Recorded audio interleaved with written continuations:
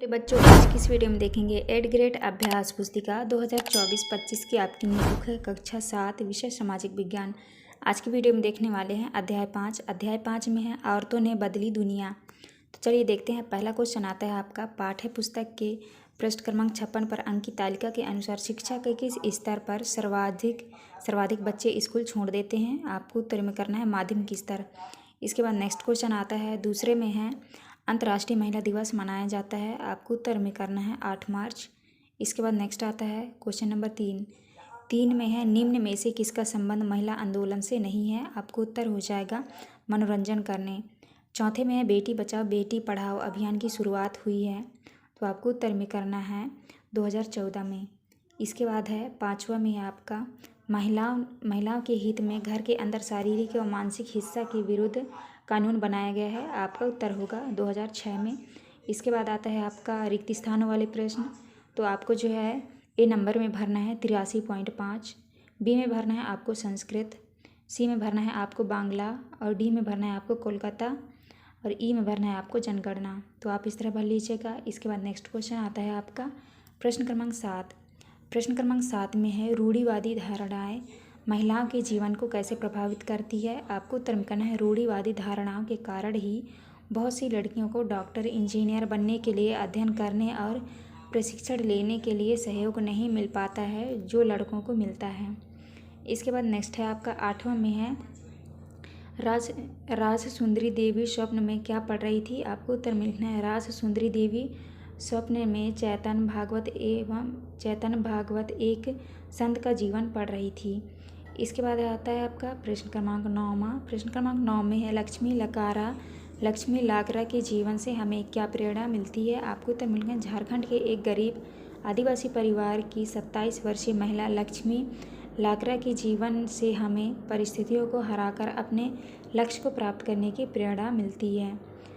इसके बाद नेक्स्ट आता है आपका प्रश्न क्रमांक 10 में है रमाबाई द्वारा महिला शिक्षा के लिए किए गए प्रयासों का वर्णन कीजिए। आपको उत्तर मिलना है रमाबाई द्वारा सन 1898 में पुणे के पास खेड़ा गांव में एक मिशन स्थापित किया गया जहां विधवा स्त्रियों और गरीब औरतों को पढ़ने लिखने तथा स्वतंत्र होने की शिक्षा दी जाती थी। उन्हें लकड़ी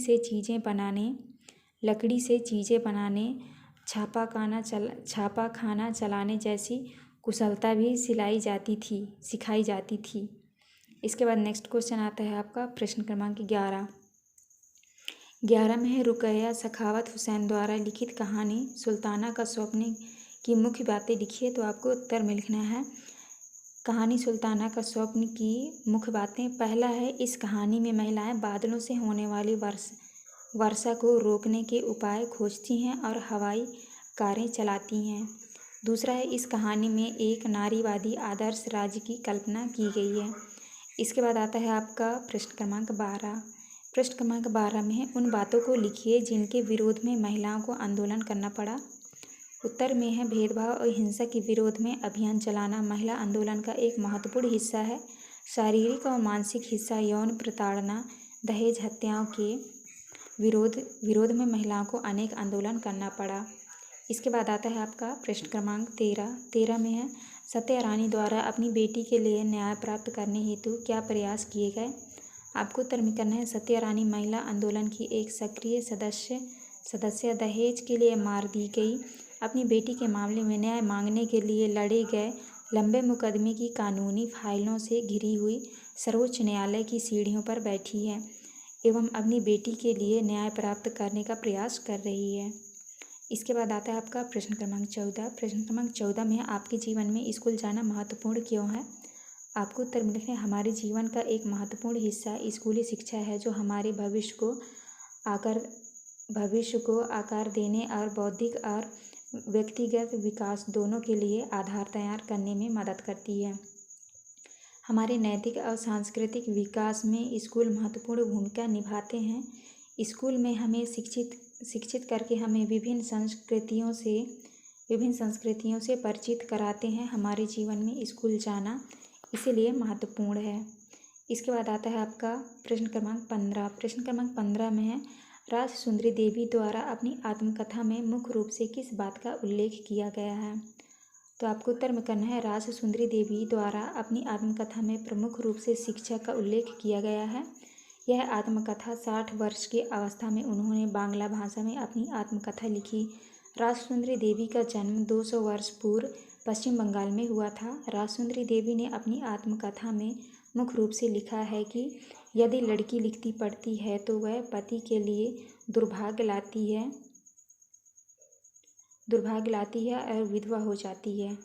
इसके बाद आता है आपका प्रश्न क्रमांक 16 में है नीचे दी गई तालिका को पूरा कीजिए। तो यहाँ पे आपको लिखना है 40%, यहाँ 15%, यहाँ पे लिखना है आपको 42% और स्त्री में लिखना है आपको 65%। तो आप इस तरह कर लीजिएगा। इसके बाद आता है आपका प्रश्न क्रमांक 17 में हमारे देश में अधिक संख्या में लड़कियों को स्कूल छोड़ने के क्या कारण हैं। आपको उत्तर में करना है हमारे देश के अनेक भागों में विशेषकर ग्रामीण और गरीब क्षेत्रों में नियमित रूप से पढ़ाने के लिए ना उचित स्कूल है ना ही शिक्षक। कुछ परिवार अत्यंत निर्धन होते हैं और अपने सब बच्चों को पढ़ाने का खर्चा नहीं उठा पाते हैं एवं साधनों का अभाव भी होता है। इस कारण लड़कियों को स्कूल छोड़ना पड़ता है। इसके बाद आता है आपका प्रश्न क्रमांक 18 में है औरतों के अधिकारों के संबंध में जागरूकता फैलाने हेतु कौन कौन से माध्यमों का प्रयोग किया जाता है।